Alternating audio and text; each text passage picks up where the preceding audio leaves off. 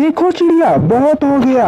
मैंने तुमको बहुत बार मना किया है कि ये नदी मेरे घोंसले के ज्यादा करीब है। तुम अपने पानी का कहीं और बंदोबस्त करो।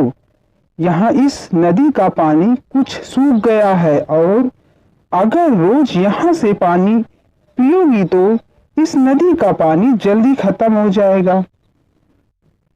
मैं कभी भी तुमसे लड़ना नहीं चाहती।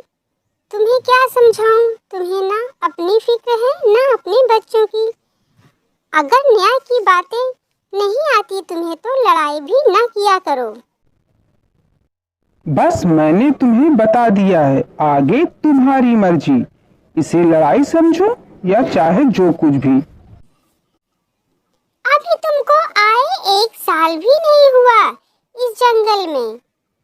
और क्या तुम जानते हो, मेरे दादा ने ये घोंसला बनाया था जिसमें मैं और मेरे बच्चे रहते हैं।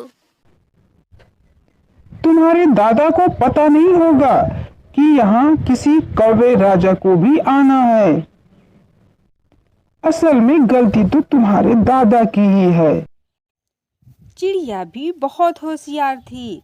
उसे पता था कि कौवे से लड़ाई कर कर कभी जीत नहीं सकती और वो वहां से प्यासी ही चली गई।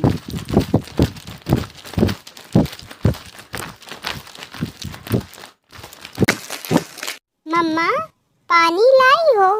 नहीं बेटा, काले कौवे ने पानी नहीं लेने दिया। वो क्यों मम्मा? वो बहुत लड़ाकू है। हर वक्त लड़ने का कोई ना कोई बहाना ढूंढता रहता है। तो फिर मम्मा, क्या हमें अब पानी नहीं मिलेगा? क्यों नहीं मिलेगा बेटा? इतना छोटा बच्चा है मेरा, पानी कैसे नहीं मिलेगा? चलो तुम हमारे साथ आओ, हम तोते अंकल के पास चलते हैं। वे हमें कोई ना कोई उपाय जरूर बताएंगे। और वो दोनों तोते के पास चले जाते हैं।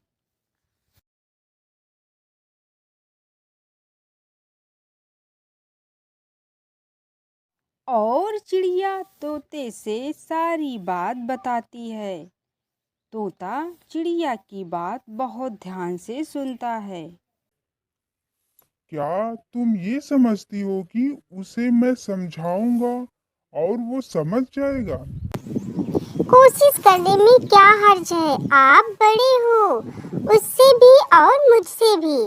आप मेरे साथ आए। वो तो मेरी बात सुनने को तैयार ही नहीं है। चलो मैं चलता हूँ तुम्हारे साथ। और तोता चिड़िया के साथ कौवे के घोंसले की तरफ चल देता है। ओ कौवे मियाँ इधर आओ, नीचे आ जाओ। क्या बात है, यहीं पर बता दो। पहले तुम अपने से बड़ों की इज्जत करना सीखो। मैंने तुम्हें कहा है नीचे आओ। जो भाषण तुमको देना है मैं नहीं मानूंगा, फिर भी बता दो। ये जंगल ना ही मेरा है और ना ही तुम्हारा है। इसमें तमाम पंछियों के साझे हैं। इसमें किसी चीज पर कोई का हक नहीं है। यहाँ सब अपने तरीके से जी सकते हैं। सभी पंछी इस जंगल को अपने अपने फायदे के लिए इस्तेमाल करते हैं। चलो एक बार शेर को पानी पीने से रोककर दिखाओ कौवे मियाँ। आखिर वो भी तो पानी पीते हैं। बस और भी कोई बात है कि नहीं? अब मेरी भी बात सुन लो। हाथी और शेर से मुझे कोई मतलब नहीं है।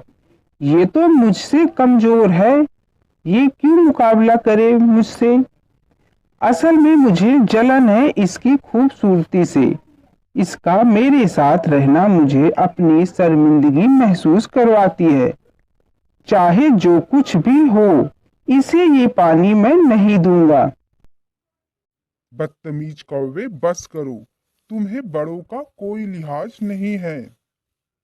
तुम कभी भी जिंदगी में कामयाब नहीं हो सकते। आप रहने दीजिए, अब मैंने भी फैसला कर लिया है। मैं इसके पास नहीं रहूंगी। मुझे इसकी दुश्मनी मंजूर नहीं। और वो दोनों वहाँ से चले जाते हैं।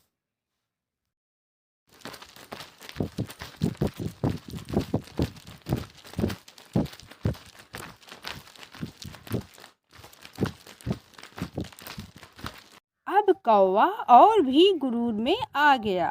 मैं राजा हूँ, कौवा कौवा राजा कौवा। हम यहाँ से चल रहे हैं। कहाँ मम्मा? कहाँ? तुम्हारी मौसी के पास। मम्मा, हमारा भी तो हक है इस जंगल में। हाँ बेटा, हक तो है।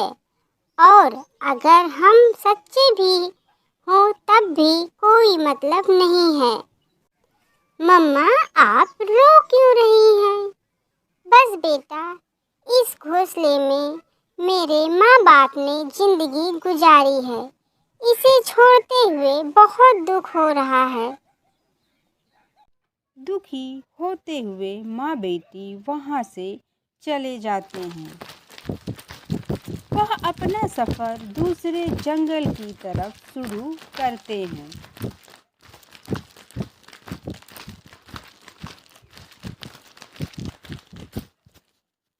जल्द ही वो पहाड़ों की नदी से जी भर के पानी पीते हैं और फिर अपना सफ़र शुरू कर देते हैं। और शाम होने से पहले वे दूसरे जंगल में उड़ जाते हैं। आओ आओ बहन, कैसी हो? क्या हुआ बताओ। कुछ नहीं। और चिड़िया तमाम बात अपनी बहन को बताती है। तुम परेशान बिल्कुल ना हो। पास वाले पेड़ पर तुम अपना घर बना लो। यहाँ के पंछी एक दूसरे से बहुत प्यार करते हैं। यहाँ किसी चीज की कोई कमी नहीं है। फिर चिड़िया पास वाले पेड़ पर अपना घर बना लेती है। कुछ दिन ऐसे ही गुजर गए। अगर कुछ दिन और बारिश न हुई तो मुझे पानी पीने को कहाँ से मिलेगा? मैं तो प्यासा ही मर जाऊंगा। और यह सोच सोचकर कौवा बहुत परेशान था। और कुछ ही दिनों में सारा पानी सूख जाता है। फिर एक दिन कौवा फैसला करता है कि उसे अब यहाँ से जाना चाहिए और वह किसी दूसरे ठिकाने की तलाश में चल देता है। और वो चलता चलता बहुत दूर निकल जाता है और उसे शाम हो गई। वो एक पेड़ पर बैठ गया। शाम होते ही गहरे बादल आसमान में छा जाते हैं और फिर कुछ देर में तेज बारिश शुरू हो गई और ओले भी पड़ने लगते हैं। कौवे को अपनी जान बचाने के बारे में सोचने लगा और वह इधर उधर भागने लगा। फिर पास में ही एक पेड़ पर घर दिखाई देता है और वह जल्दी से जाकर दस्तक देता है।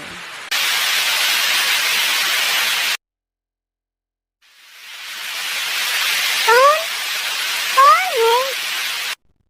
मैं बहुत मुसीबत में हूँ। ये तेज हवाएं, बारिश और ओले मेरी जान ले लेंगे। मुझे अपने घर में जगह दे दीजिए। मैं मुसाफिर हूँ। तुम हो कौन? मैं कौवा हूँ। वक्त कौवे को उसी चिड़िया के घर ले आया था जिस चिड़िया को कौवे ने घर छोड़ने पर मजबूर कर दिया था।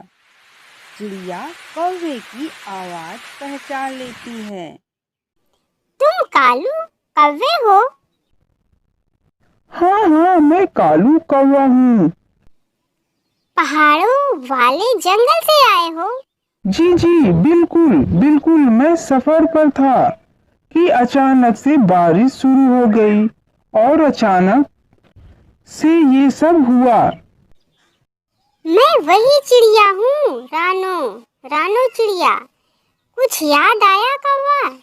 याद सुनकर खामोश हो गया कौवा। और हाँ, ये सब अचानक से नहीं हुआ। ये सब कुदरत का खेल है।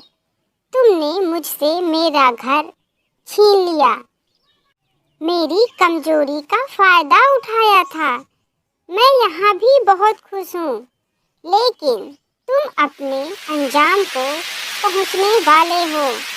फिर एक बड़ा सा ओला कौवे के सर में लगता है और कौवे की मौत हो जाती है।